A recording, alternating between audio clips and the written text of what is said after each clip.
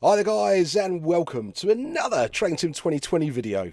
Now, you all know what this is because you've all seen the title, but this has probably been one of the most, I say this all the time, but one of the most anticipated EPs, releases for Train Sim for a long time. The hype around this has been phenomenal, good and bad already. I've tried to keep right out of it as much as I can so I can just go with my thoughts on this. Please do remember this is a first look. I don't know my way around this train. I don't know everything we'll be doing. You'll be finding out how this all works with me. If you want to see it done and dusted, wait till I've got my second or third video out and then you'll see me run through it and how to work everything. This will do from the manual as per a usual first look. Okay, first things first, I've got the manual up, ready to go. Right, this is a Ramsgate to Victoria service. I must say it's looking very nice. Very nice with the new headlight clusters and everything. I've seen some of the screenshots I have, so I know what's going to come in different. We'll go through all the liveries and everything like that. I'm going to jump into the bit that I'm really excited about, which is the cab.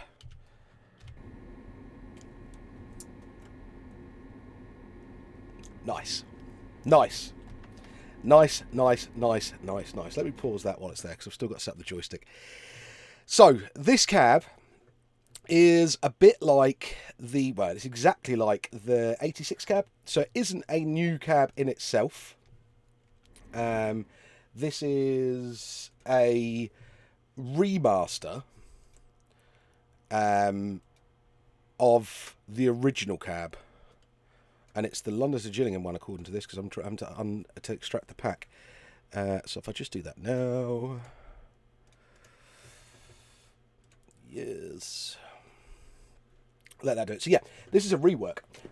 What can I say? It's nice. It's really nice. The weathering, the scratches. I mean, I know we all like a new cab with an EP. I mean, even though there's only ever two that came with it, which is the 156. But this is nice. This is really nice. It feels good. It looks good. And as soon as this is finished extracting it, we're going to start driving. Should we start setting up the cab while we're waiting for that? Right, no, it's done it anyway. Right, so we're fine. So we should start callback now. And we should be good. Right, fine, yeah. Okay, right, Alan. Let's get going. Right, blurb. How to drive, first things first, set up the cab, ensure you select no when asked to activate driver only operation, DOO on the My Track, as this service is operated with a guard. Once you've done that, open the doors and await the right of way at 0734. You'll then call it Gillingham, Chatham, Bromley South, Victoria. Right, okay. So let's get set up then. So let's get our master key on. Let's get it into neutral.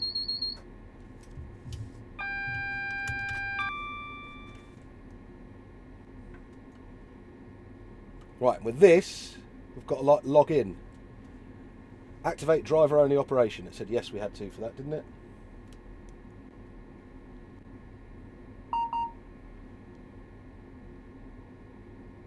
Yeah, so it was no. We don't want driver only operation. It's all clicky! Oh, I'm guessing we have to sort of log in. So let's look at the manual and see what that has to say.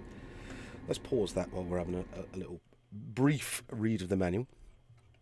So to set up, what do we need to do?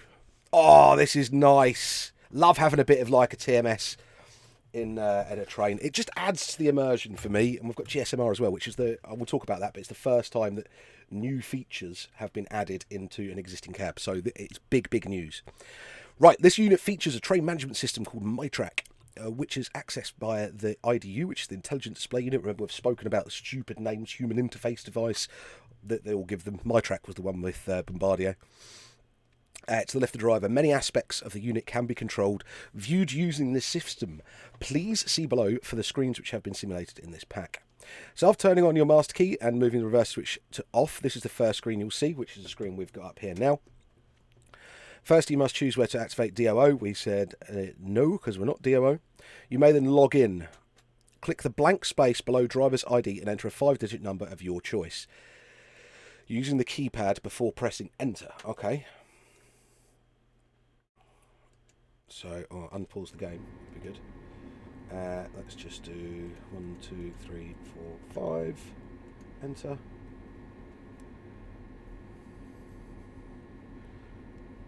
If you wish to display the destination on the front and side of the train, click the blank space below route code and enter the 4-digit code using the keypad before pressing enter. The 4-digit code can be learned later in this manual. So let's scroll down and find the route code. Oh.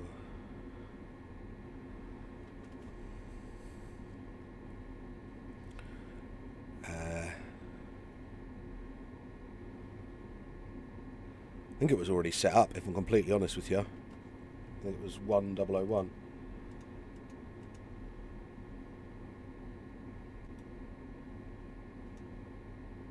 Victoria. Yeah, cool. Okay. Right. What can we do next? We're not going to run to time, but let's keep this paused, actually. Let's keep that paused. So we do at least stick to some sort of time. Once you're done, press send to log in. Right.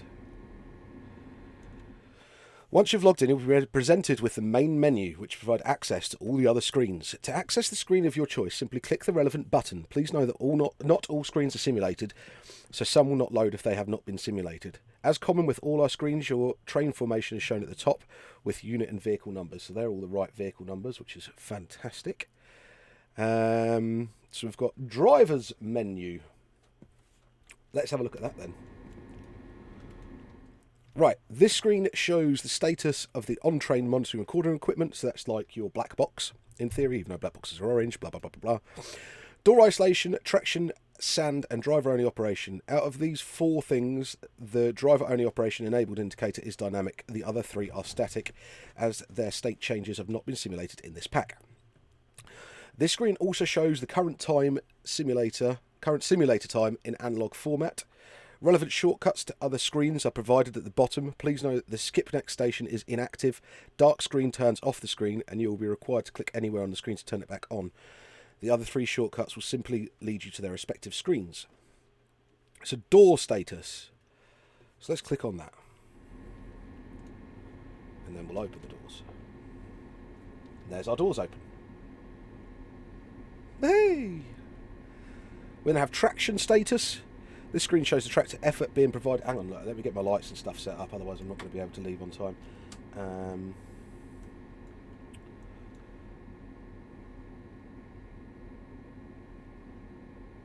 377 shows you how much I drive it.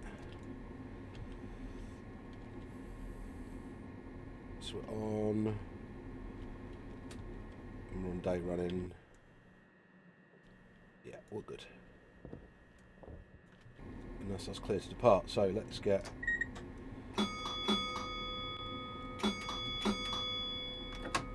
We're not going to be able to look at the other ones because it's going to be the traction and everything.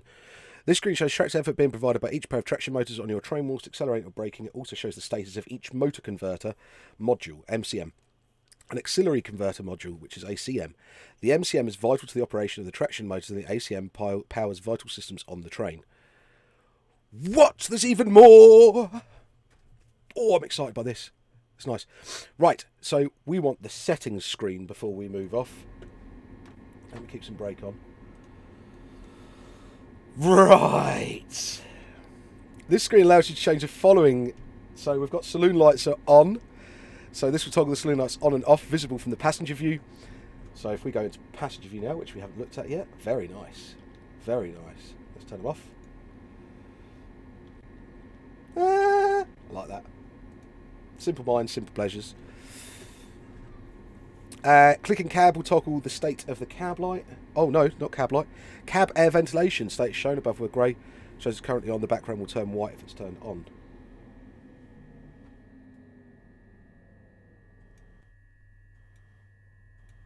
So it's turned white if it's off.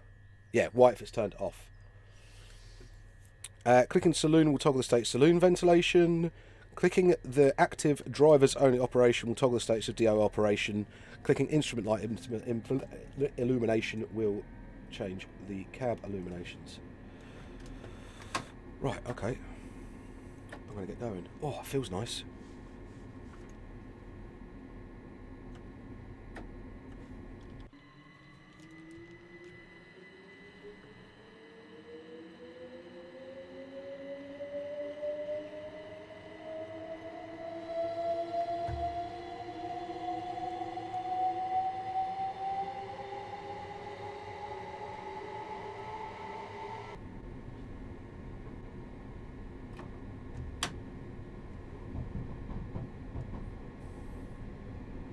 I like it.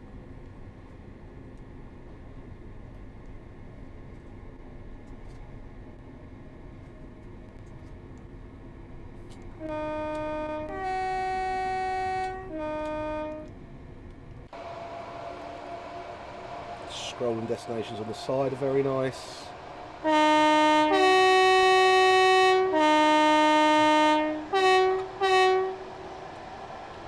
Good horn.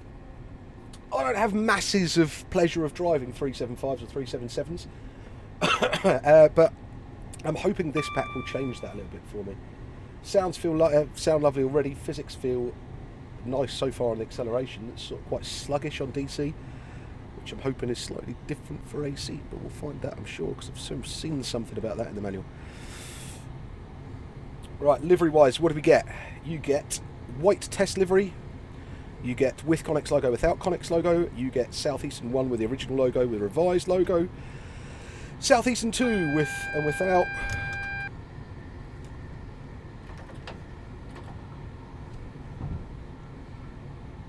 Stop Gillingham.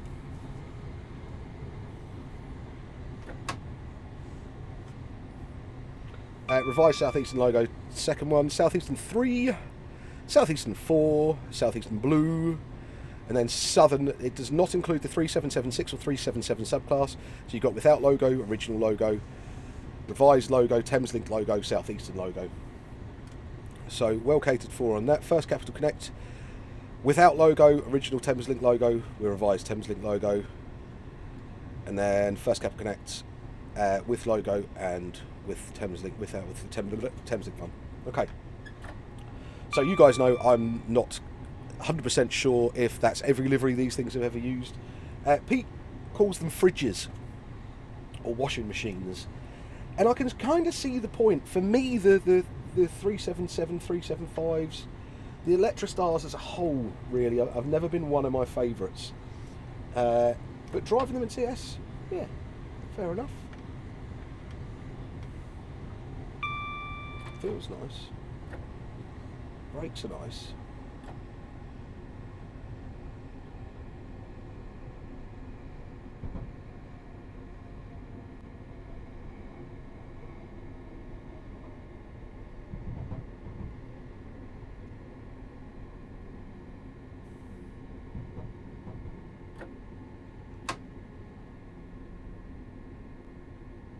Sounds are nice.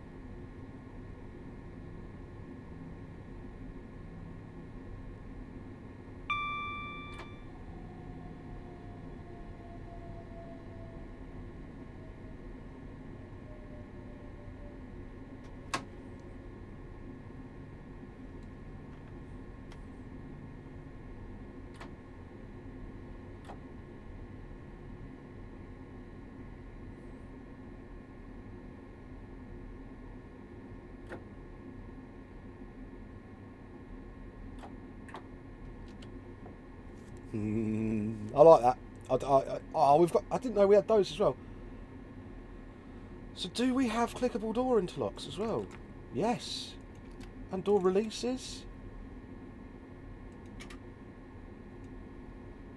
TPWS, no extra stuff there. Tips is isolate some with the DSD on. We've got the interlocks. Right, okay, that's cool. Speed set as well. Need to have a look at whether that works. I don't think Southern Drive, I don't think any of them actually use speed set in real life. Right, there's a whole list of non-standard keyboard controls. AC select system button. Aux off, aux on. Brake hold. Oh, numpad plus for a brake hold. I like that. Let's have a little try that. Oh, I like that. So what that's doing is the brake hold button's here. That'll keep you in step 1, so that's if you're starting on a hill. Works up to, I think, 10 miles an hour on some units. Some it only works up to about 3. But that's quite cool. Cab light on off, DC system select, dead man's pedal, destination display down, destination display up. Close door button, release doors left, release doors right. So it is that R, the O, and the U, and the T, just like the 365, which is very handy for those that are going to be doing DEOO operations.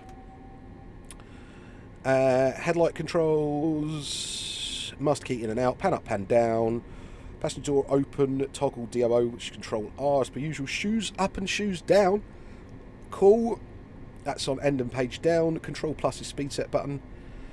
And control minus is speed set adjust up and down. Brilliant. K is tail light switch. Shift K is anti-clockwise. Visual aids as per usual. Wiper switch and the usual. So, a new passenger view has been modelled with 3 variants of seat maquette, multiple camera views, and opening and closing doors. So, the interior of these were done by Mr. Hartley, so Scooterbahnhof, which I'm very pleased to see in a nice AP pack again. Those two working together is a very good combination in my eyes. A very, very good combination in my eyes. So, there's all the different seat maquettes there that come with the various liveries. Again, you guys will go, no! The FCC 375-102 ran with Intercity Swallow tables. I don't know, but you know what I mean. For me, it's about the driving and the buttons. Those of you that like your liveries, reskins, and interior views and things like that will thoroughly enjoy those. I hope, anyway. Right, so we've done that. Let's try having a look at that other menu while we're moving. This is our traction status. Oh crap, going a bit fast there.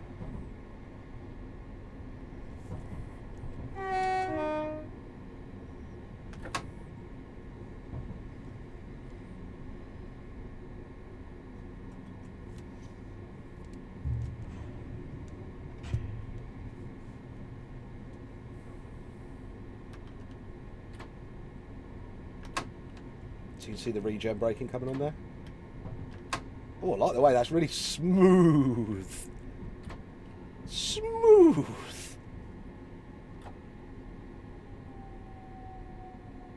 Oh, does that mean we'll see it cut out as well when we get down, it bleeds in the air? So let's try and keep a view where we can see that and the air.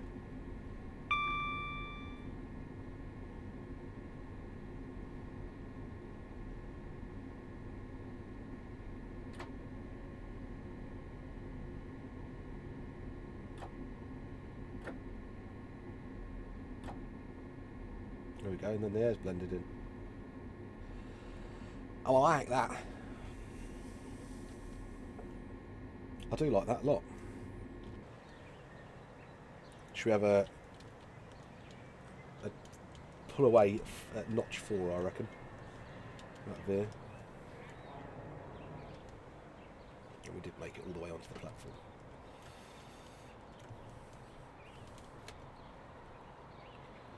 Do like the scrolling screens. Albie actually managed to wait. It was on the 375 actually, of being able to put in what you wanted on them, but it is like in about fiddling with code. It'd need a UI of some sort to work properly. But it's really nice to see that the scrolling stuff's in this. Right.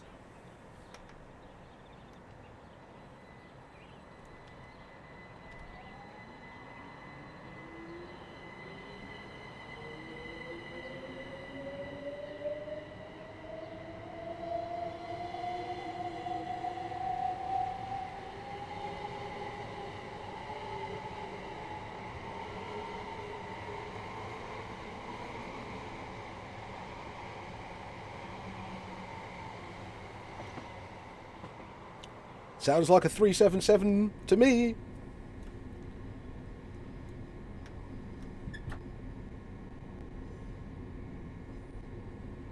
I mean, like I said, it's kind of hard for me to not have interest in it, but it's hard for me to become quite sort of affectionate with them or anything like that. But the pack itself, driving-wise, this feels beautiful. And the cab looks lovely. It's a nice place to be sitting, considering how...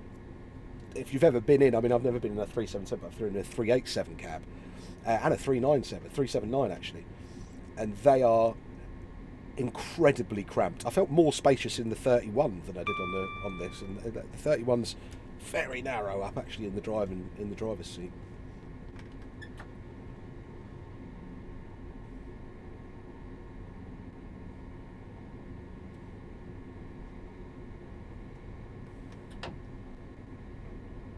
But I think this is going to make a lot of people very happy. It will, of course, upset a lot of people. There are going to be these people that know every nook and cranny on an Electrostar. And this is kind of the problem when there's so many different variants of one type of train. I mean, Electrostars are, I think, the most common electric multiple unit in the UK. 200 and something odd of them built, all in all, of the Electrostar range. So you've got like 357s, 377s, 375s, 379s, 387s, oh god, you name it. There are a lot of them. There are a lot of them. So I'm sure each one has got some slightly different quirks or things in different positions that people will want to see. I don't know if this pack will cover all of those. From what I've seen so far, it's made me quite happy. I'm enjoying the scenario as well. It's got a very Chris Horsefieldy feel to it so far.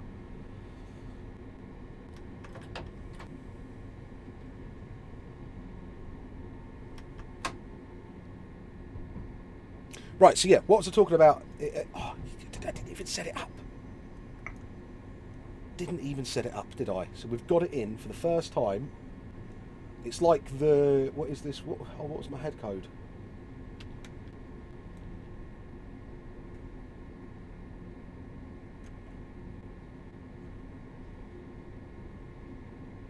Oh. Richard. I don't know my head code. But we have GSMR in a train that didn't have GSMR before with the same cab. Amazing. So this is a massive step. And this is something that the guys at AP that have worked their bottoms off with this to get this to work. So clickable things, the same with the TMS, the extra buttons that you can now click, and like things like the GSMR. So what this actually opens up is the possibility to go probably back over some of the older stuff or stuff that we still haven't done much with yet, and add things to it. I know there was some bits of stock that weren't really getting touched because the cabs were too basic. So it's more special than people might think. Again, some people will just go, oh, well, this is what it is, I don't really care. And other people will be like, oh no, that's really good, I like that. So for me, it's a very big step in the right direction. It's a very good step in the right direction. So, driver-only operation. Full door controls featured in the pack to simulate DOO. Please see below for what there is. So, DOO, same as the 365. So, you've got T and U will give you your left side door, and T and O for your right side doors. Guard operation is just T, and the guard's bell with C.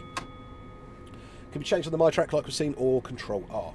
So, that's another nice feature that I think a lot of people do enjoy having on the 365. Come on, let's get some speed up.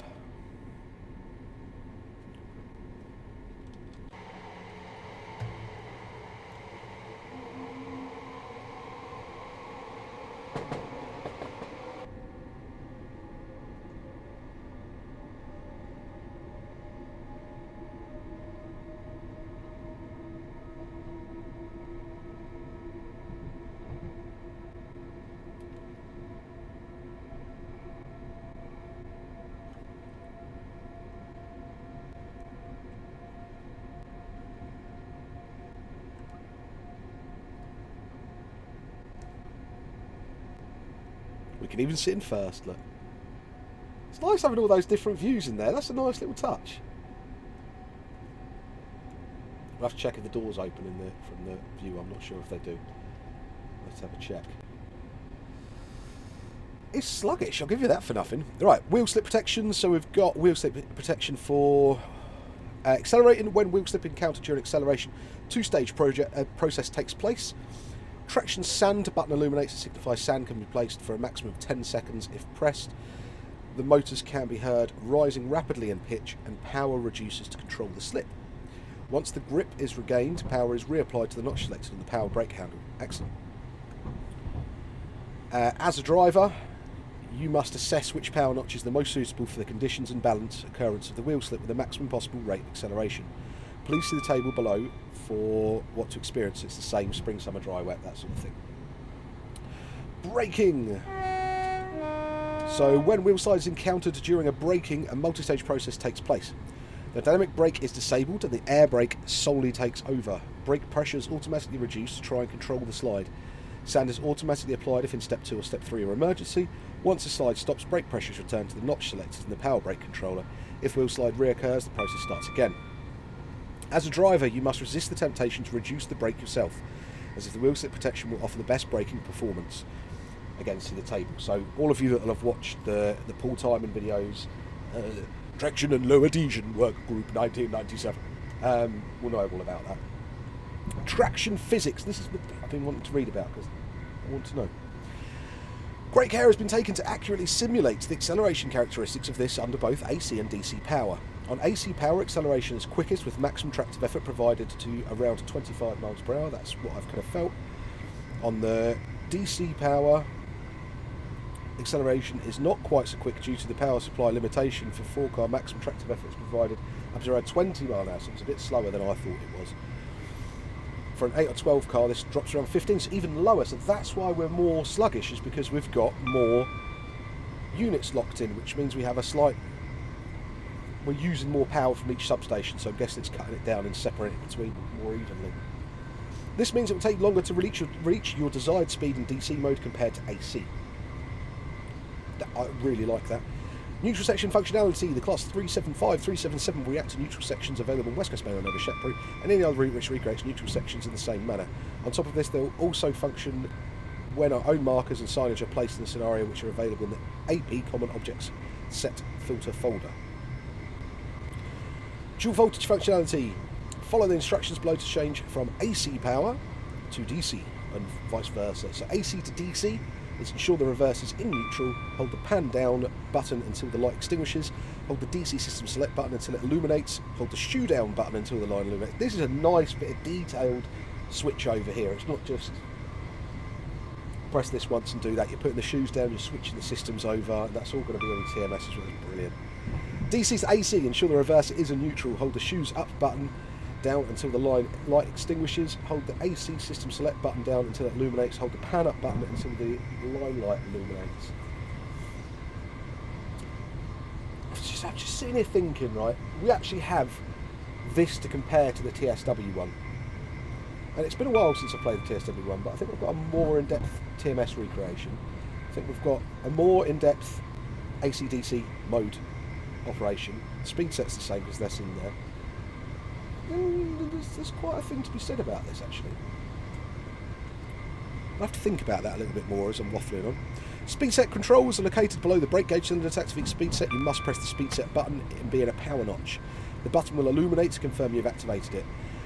To change the speed selected, use the speed set adjust switch when moving up from 0 mile an hour. The first position is 3, the next is 5, and then the settings are at 5 mile an hour intervals up to 100.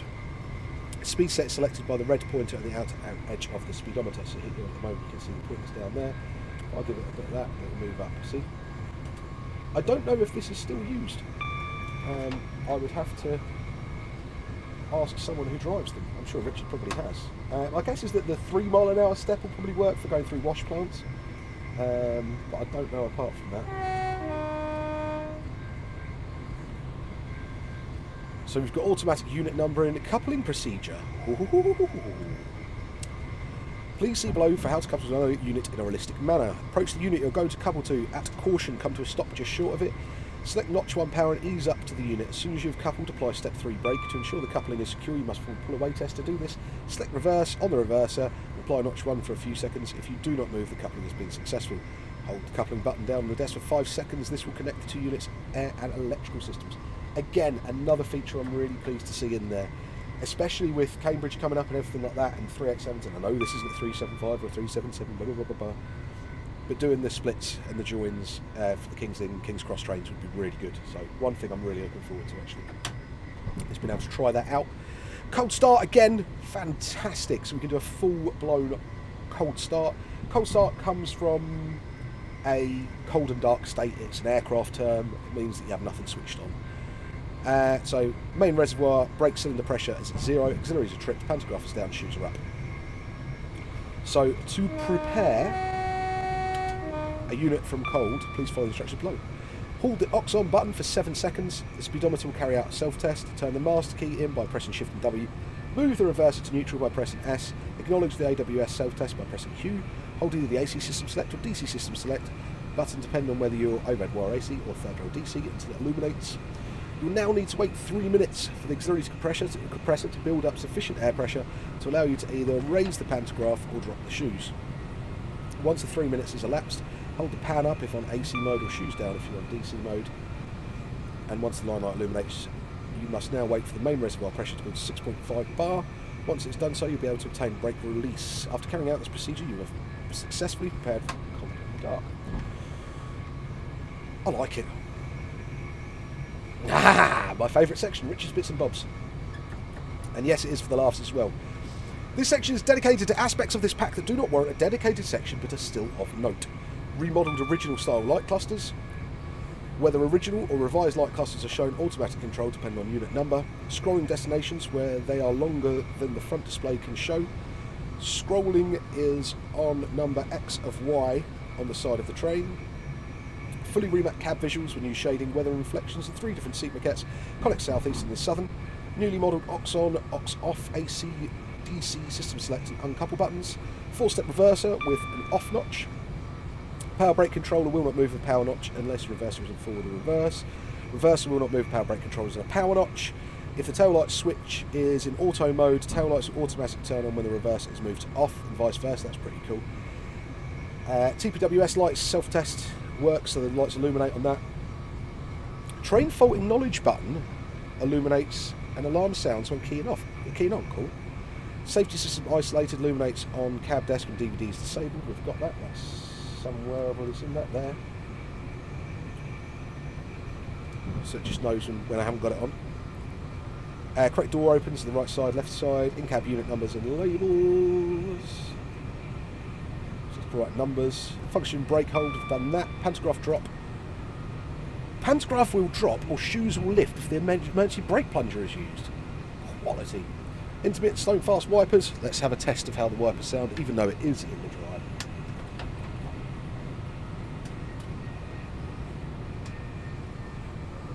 Not offensive at all.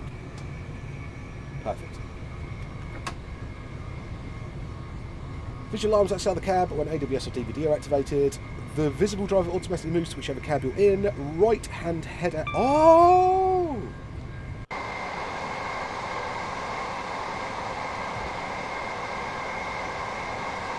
So it means you've got the motor sound.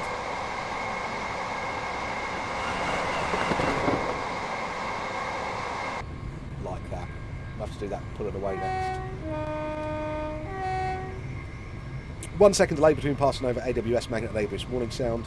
The F3, F4 HUD will show the warning immediately. You must wait 1 second before trying to cancel it. That's very handy with the AWS plunger. It's working as sweet as a nut with this, which is very nice. Headlights only provide illumination before sunrise and after sunset. This is to avoid unrealistic appearance of projected light in broad daylight. One of my favourite features. Some people don't like it though, but I do. Okay, next it goes into what you've got to program it when you're using it in the editor, blah, blah, blah, blah, blah. Set up the driver's cab, we've done that. That start. So scenarios, there are the usual 3 scenarios. There is a 2 Tango 0. Oh no, this doesn't have. This is the only one without a head code. So you've got 2 Tango 06, 05, 25. I'll say it properly because everybody goes, not that. Strood to Paddock Wood. Then you've got the 0630 Ramsgate Victoria, which is what we're doing now. And then there is the 2 Kilo 30, which is the 1241 Victoria Faversham. So that's 1, 2, 3 hours of driving in the pack there, which is nice.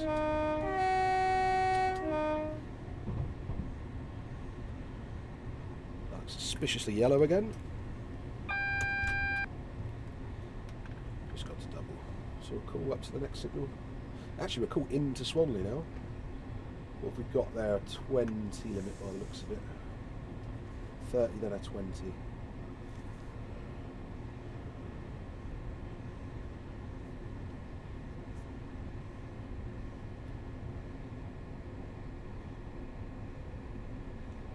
So big shout out to the French Nick of course, the usual scripter for AP, Mr. Hartley, who is Gu Bonhoff. He's done modelling of passenger view, original style light clusters and destination displays. And then James Johnson and David Greif, assistant in recording sounds. And I can also smell a bit of somebody else in there, but if their name's not in there, I won't say it. But I can definitely sense something there.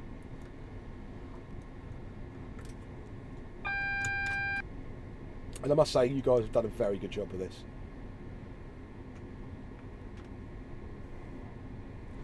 The level of detail and immersion that's got into even just the TMS display, let alone all the other little features that you're getting in this, is astonishingly good.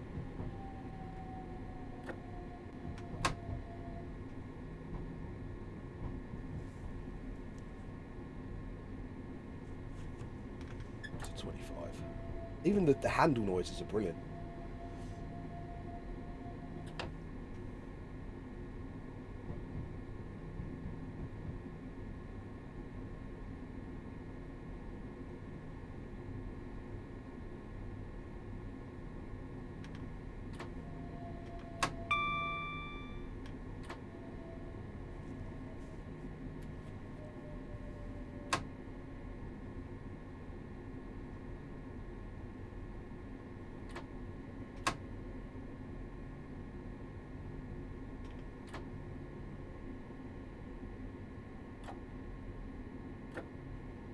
I mean, compared to the old 377, this thing drives like a dream.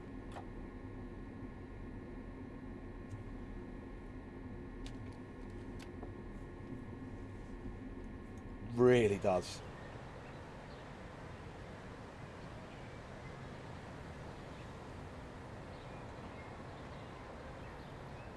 It's the detail with things like the shoes and all of that that drop, and the pantographs, and only certain ones will have the pantograph, and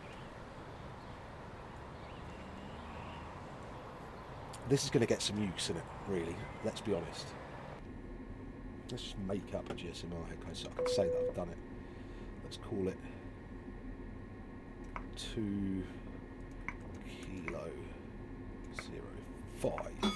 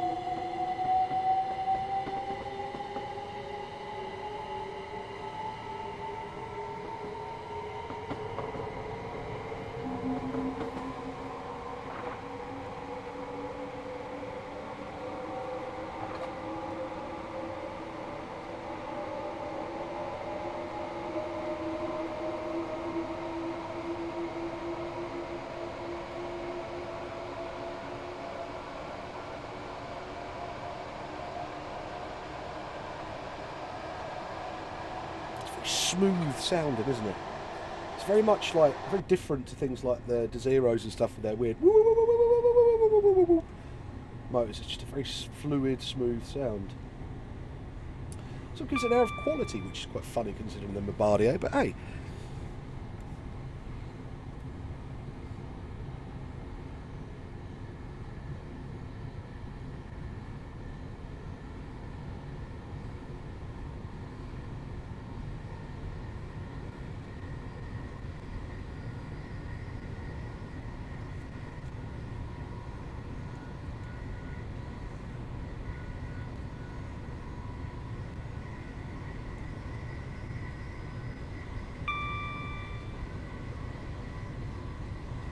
Absolute cleanliness is essential in all compartments of this vehicle. Waste, sponge, cloths, paper, or any other article of combustible nature must be not be stowed in this compartment. Greatest of care must be taken to prevent the spilling of oil onto the floor. It should be removed at once. I think somebody slipped in the cab and tried to claim a bit of money once.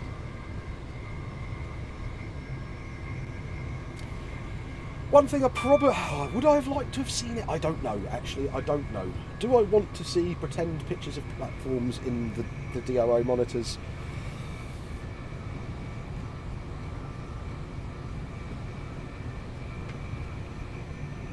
I don't know.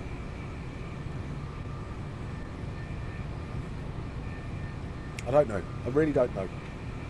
Sometimes yes, and then other times I really don't like it. Because it can't be dynamic. I mean, so far it's been impossible to do, but never say nothing's completely impossible with train sim, let's be honest. We didn't think that being able to click things in cabs that didn't have click spots was going to be impossible, but this pack has proven that wrong.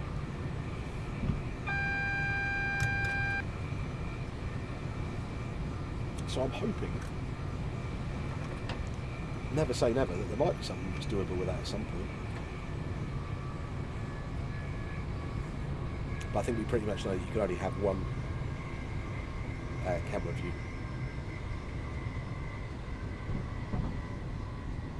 As in one perspective at a time.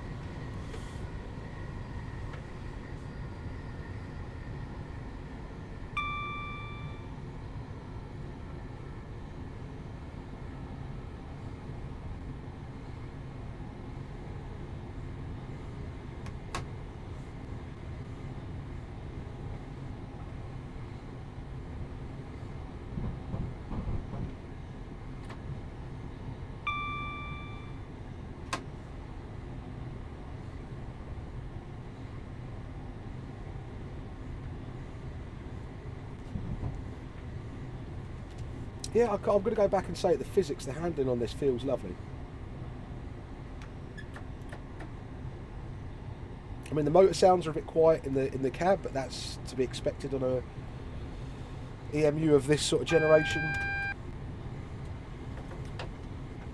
The lever noises, the feel, I feel that it's immersive enough. It's got that for me. And I'm constantly keeping my eye on that screen to the left. Oh, another fiddle. So we can look at driver status.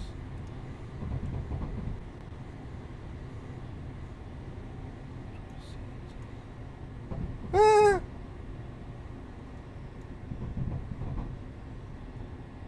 don't know what the vehicle off-peak or anything does, but that's pretty cool.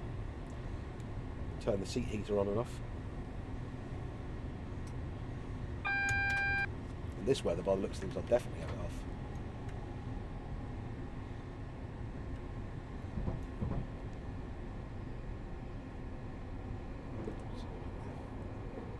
Windscreen emitter on. That's what CD is. I'm sure it'll come to me. Central door, look at this, not CDL.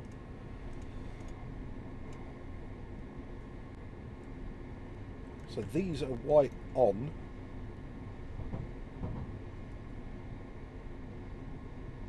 These were white off. What does vehicle off-peak do as well? Extreme temperature protection. I guess that's for like de-icing and stuff like that, so probably heat things up a little bit more.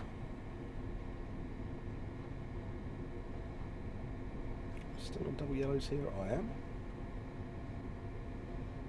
Shoes up buttons work. Shoes down.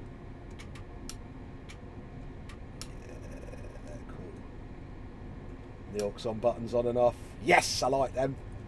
Looking forward to pressing them.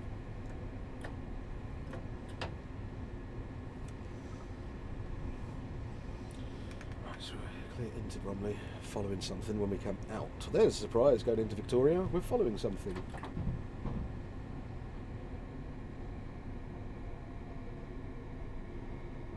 Coming very fast.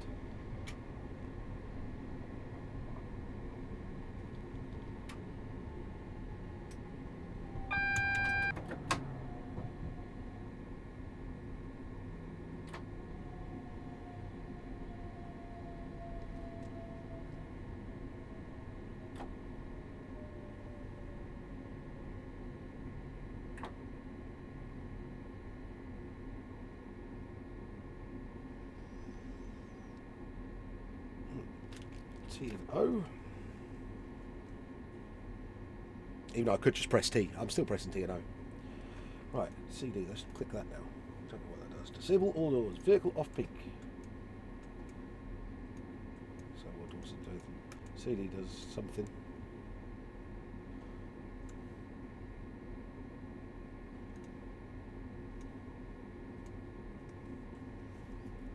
So login works, driver's menu works,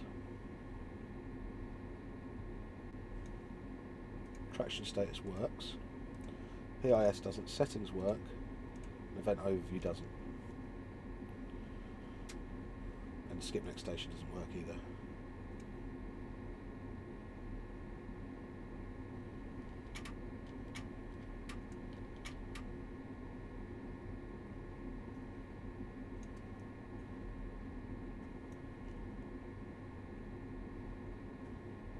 We have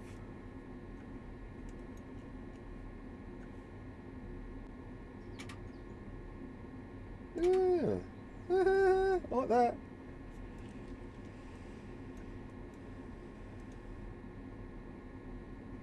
Door release buttons, interlock buttons on that side. We've got them all here. No, I'm impressed. I like this. I'm looking forward to giving it a drive on AC. Little bit of West Coast Mainline South action from Milton Keynes would be a bonus.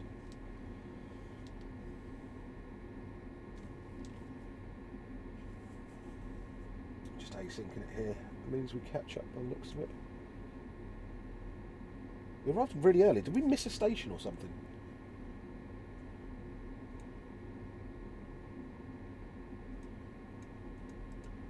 Must just be a lot of padding in the timetable or something.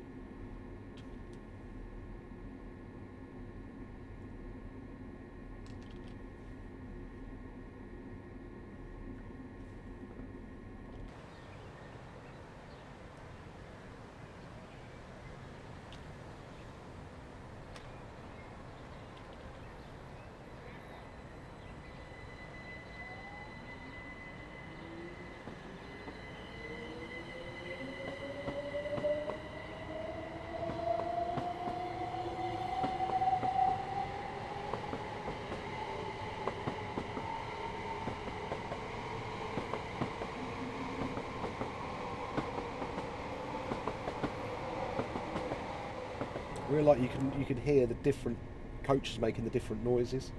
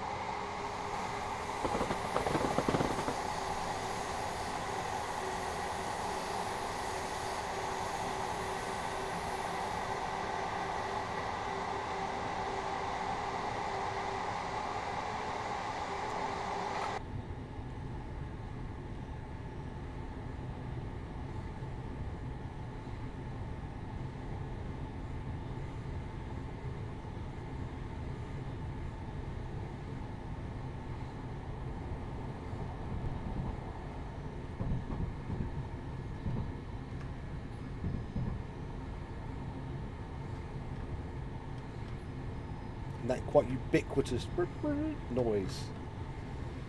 It is just associated. Electrostyle's through and through in it.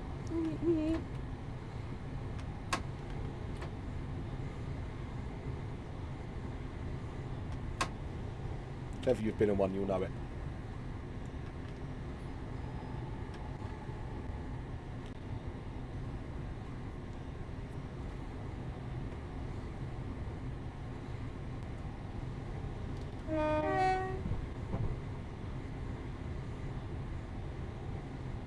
Well, I can see this getting played an awful lot. I think people are going to be... There's going to be a flurry of scenarios and scenario packs coming out for this very, very soon. People are going to be redoing... I'd probably quite like to do some of the older London to Brighton retro DTG ones with a decent one. There was one you had to couple up or something to a broken unit that I remember doing years ago. I think I'd probably quite like to do with this. But I think Milton Keynes will be right on my list.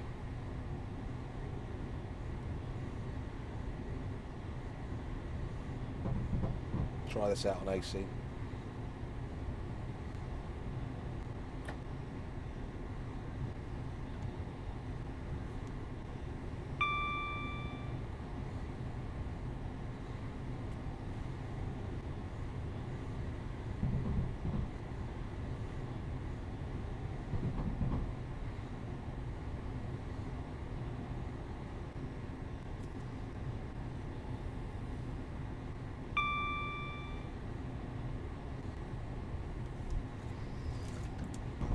Check.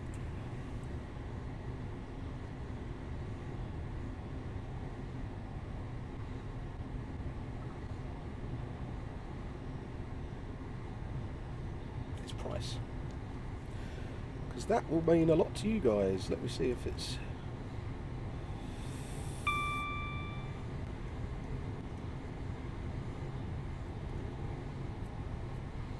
Not live yet.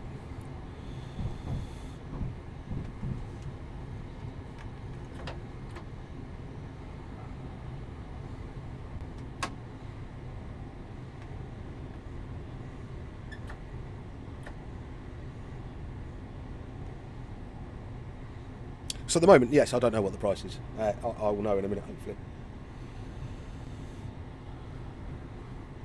I think with everything that's gone into this...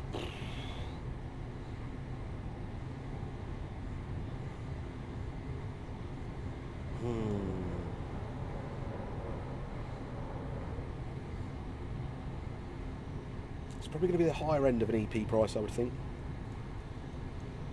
But I think for me, what's exciting me more about this pack than anything is the new features that this has shown are now possible, and that is the clickable cabs. All of those trains that we have nice cabs but really functionless cabs. We now know that there can be something done with them, and that to me is one of the most exciting things I've seen about train sim for a long while. That will open up so many new little bits and pieces. I mean, putting things like GSMR in the 90 and all of that sort of thing, let alone every EP could now, in theory, get GSMR. Yes, it means, of course, somebody's got to go back and do it all, and that's not going to be something that will be done straight away or anything like that, but we now know it can be done. So we can expect anything to come next from the EP side of things to have a functional cab, which for me, functional cab and physics and sounds are my big things for TS. And it's just massively improved my outlook on the future for TS Classic.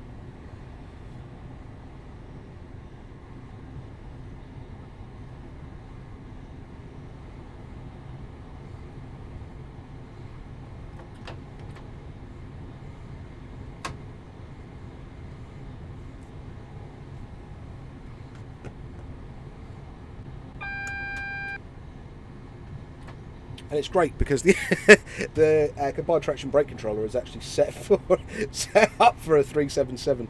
So when that comes out, it will be even better because you will have this here. So oh yeah, I'm really looking forward to it. Really looking forward to it.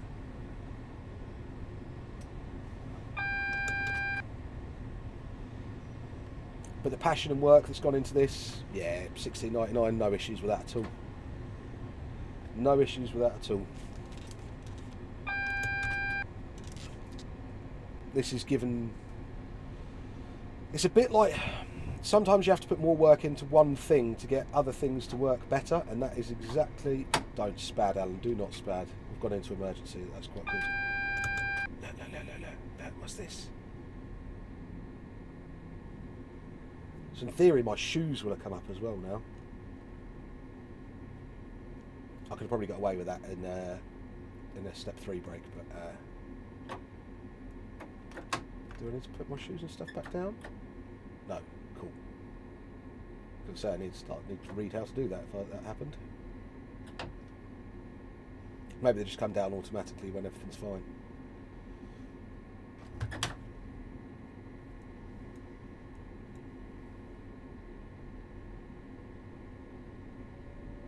See, you have to sort of... One product has to sort of make something else viable, doesn't it? And I don't mind that. Because if this now opens up the possibility, like I'm saying, of other options in EPs... Would I like to see Richard go back and do something with maybe some of the EPs that don't have everything on them just yet? Yes, of course I would. Will that happen? I don't know. I honestly don't know. It would be quite a big chore, would be my guess. But would I pay, like, say, like £3 extra maybe to have like some of the newer features put into them, or things like that? Yeah, probably. Certain trains, I think I probably would. Yeah.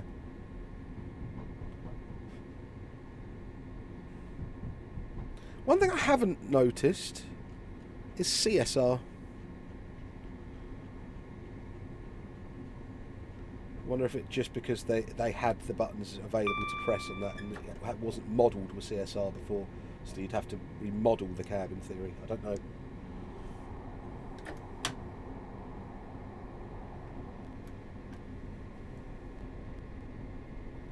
Because I'm sure when these first came out they would add CSR.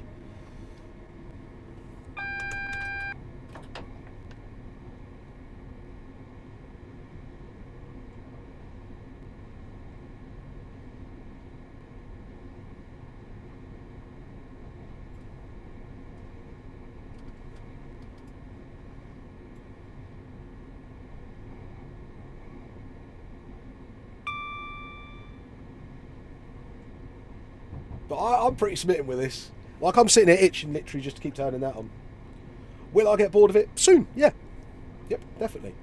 But until somebody does something funny or fancy, or makes a scenario where you've got like a failure and you're having to sit for a bit, or you've got to make sure that the heating's correct, or like it's really snowy and icy and you've got to make sure you're in the ice mode and all of that. Yeah, cool. It's what we can now add to this. It's what I like. It's what the community can now start pulling together, and the scenarios that can be done, and just even some scenarios revisited for scenarios that people didn't drive because the 375 and 377 were a bit long in the tooth. It's revitalising again. It revitalises that whole train, and that's the one thing that I always find AP are very good at doing.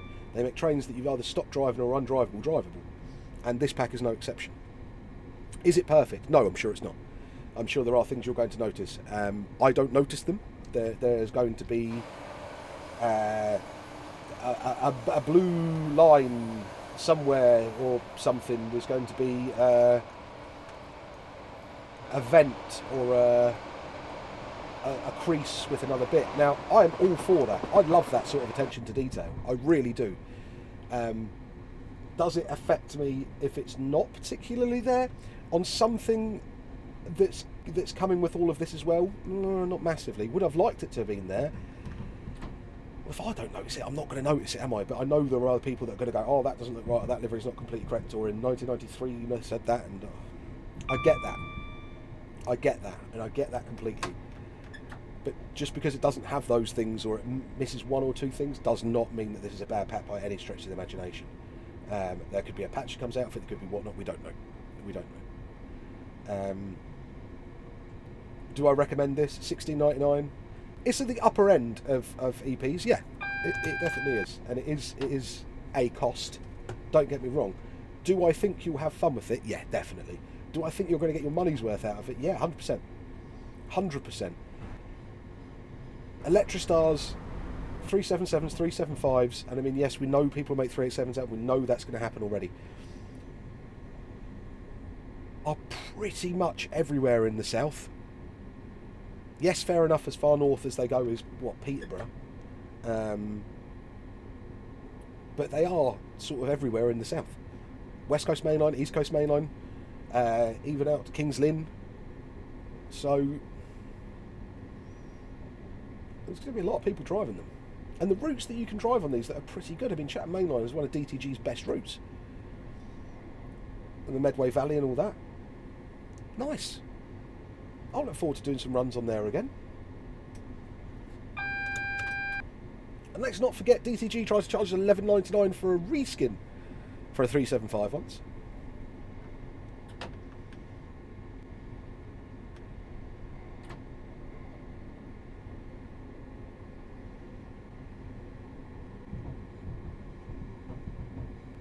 So for £4 more,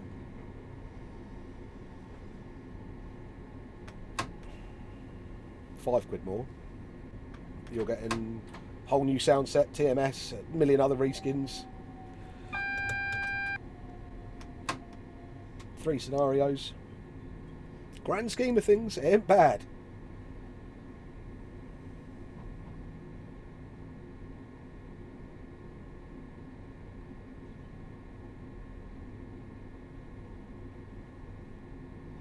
So yeah, for me, I think this has still got value for money.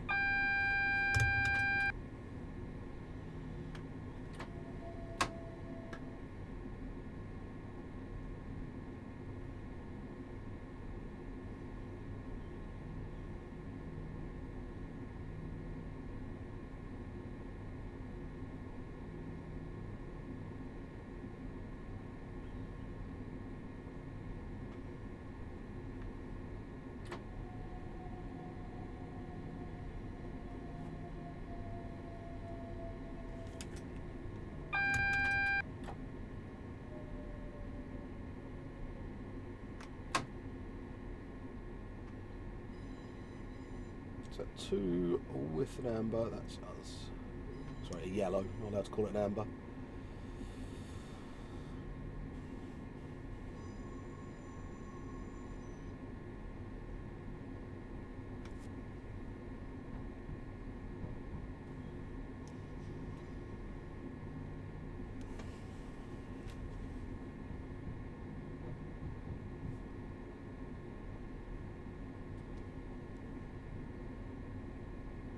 Oh look! 460! 460! Sorry, getting excited there.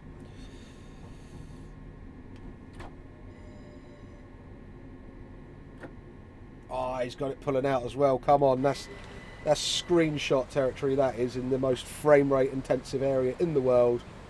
But let's try and get one. Let's try and get one with a bit of 460 in it as well. That would make my day.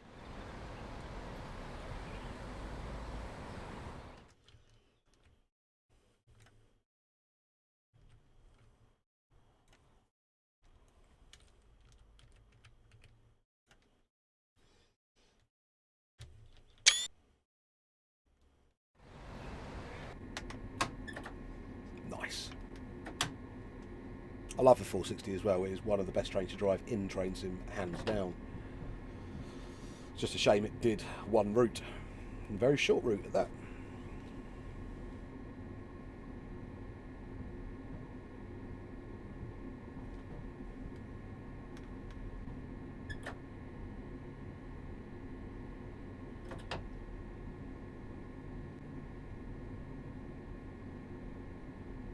So you look at this now for this era. We've got the networkers with the EP.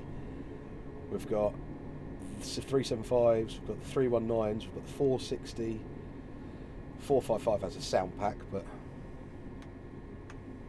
456s. Kind of got that sort of mid, like 2005 to 2010ish. Pretty summed up, haven't we? Let's hope for some slammers next. That's what I would like. Alright, and what can I say? Sum this up for you. Yes, go buy it. It's lovely. It's really, really nice. I'm actually going to go and drive TSW with a 377 and see what I think comparing the two of them. It's been an absolute pleasure doing this, and I've enjoyed it. I'm going to drive it a bit more tonight on stream. So, once again, guys, thanks ever so much for joining me. Please feel free to like, share, and subscribe. Head over to AlanThompsonSim.com for all of your latest train sim needs, and also the hardware stuff, so like your AWS plungers and controllers and stuff. Keep an eye out for when they're coming out. Big thank you to Richard and all the Armstrong Powerhouse team for letting me preview this and showing this off. And yeah, I'm very, very pleased with it. Head on over to Armstrong Powerhouse and pick it up now, guys. Catch you next time.